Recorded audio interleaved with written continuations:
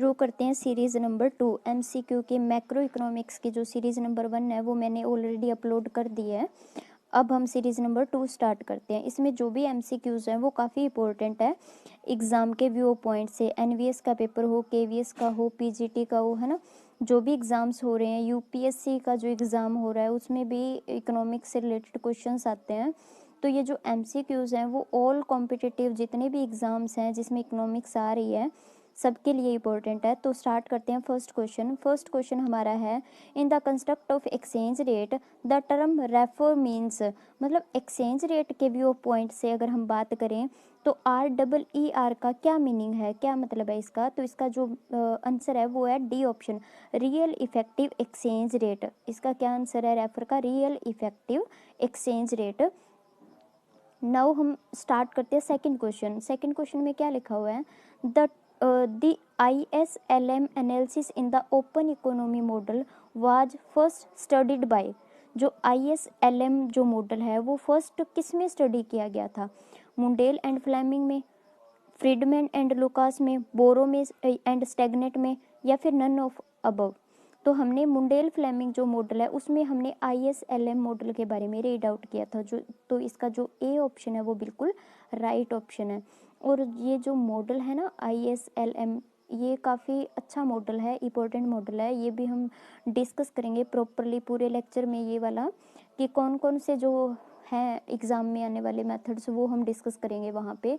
Firstly हमें ये पता होना चाहिए कि जो ISLM मॉडल है वो फर्स्टली कहाँ पे स्टडी हुआ था, किसने स्टडी किया था। तो मुंडेल और जो फ्लेम इकोनॉमिक्स थे उन्होंने इसको फर्स्टली स्टडी किया था।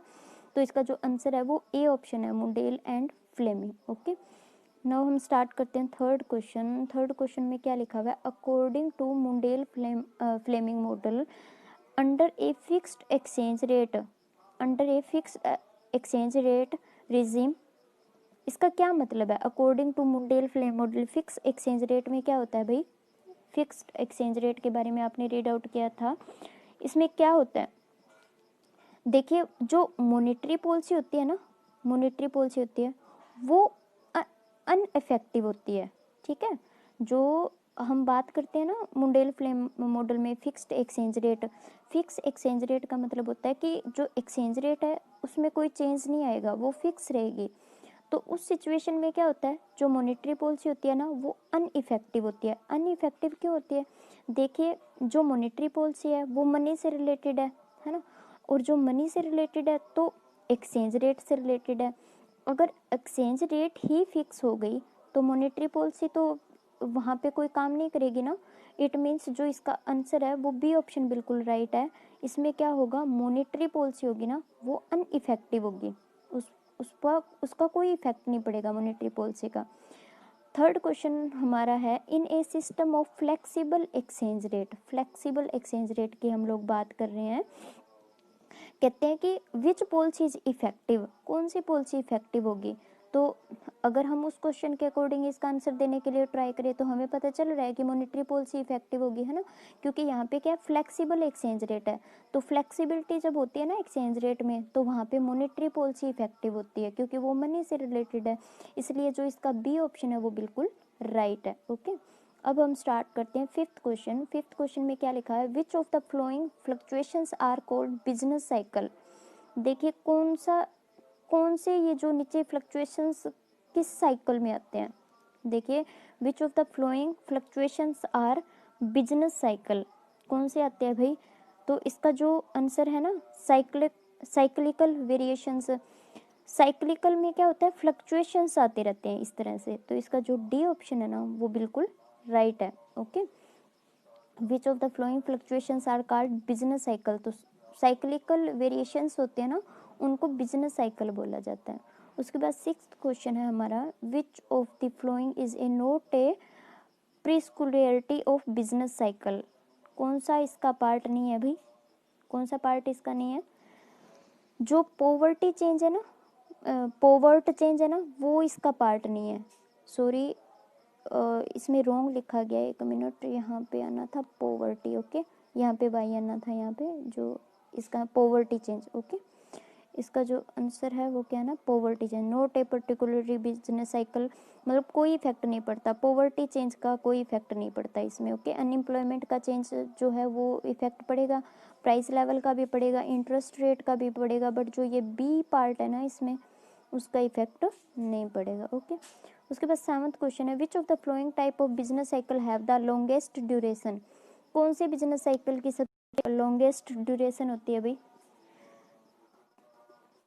आपने बिजनेस साइकिल के अलग अलग पार्ट होप्सो के रीड आउट किए होंगे। कौन से जो बिजनेस साइकिल लॉन्गेस्ट ड्यूरेशन होती है, मतलब जो साइकिल्स आते हैं ना इस तरह से वो काफ़ी सालों के बाद आते हैं, जो ये फ्लक्चुएशंस आते हैं, तो इसका जो डी ऑप्शन है ना वो बिल्कुल राइट है, मतलब इसमें सबसे लॉन्ग ड्यूरेशन बिजनेस साइकिल आते हैं। ओके, उसके बाद हमारा 8th क्वेश्चन है, in a business cycle the opposite of trough is.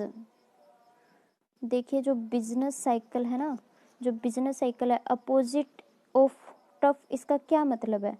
इसका मतलब होता है, ये जो वर्ड है ना यहाँ पे ये वाला, सॉरी एक मिनट, इसमें जो ये वर्ड है ना इसका मतलब होता है पीक। ओके, इसका मतलब होता है पीक, पीक पॉइंट, ये वाला पॉइंट। ओके, इसका मतलब होता है पीक पॉइंट। हमारा 9th क्वेश्चन है, the sunspot theory of business cycle is associated. जो हमारी जो सन स्पॉट थ्योरी है ना वो किससे एसोसिएट की गई है? इसका जो आंसर क्या आएगा?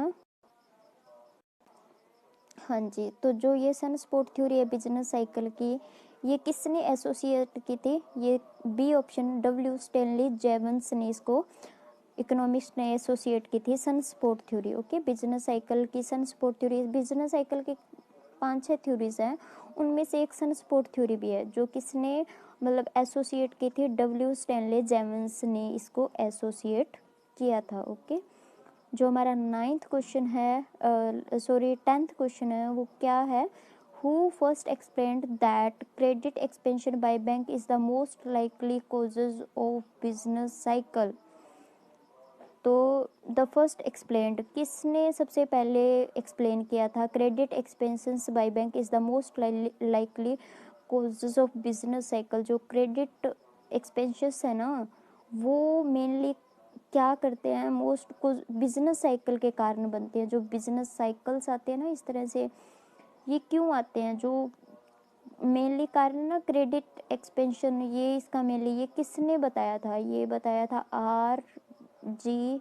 हाउंट्रे। ए ऑप्शन जो है इसका फर्स्ट ऑप्शन है वो बिल्कुल राइट है। ओके, तो इसकी जो आंसर की है वो यहाँ पे गिवन है। होप सो आपको ये क्वेश्चन जो MCQs हैं वो समझ में आ गए होंगे। फिर से सुन लीजिए, काफ़ी इंपॉर्टेंट लेक्चर है। ठीक है, मिलते हैं नेक्स्ट सीरीज़ में। Thank you.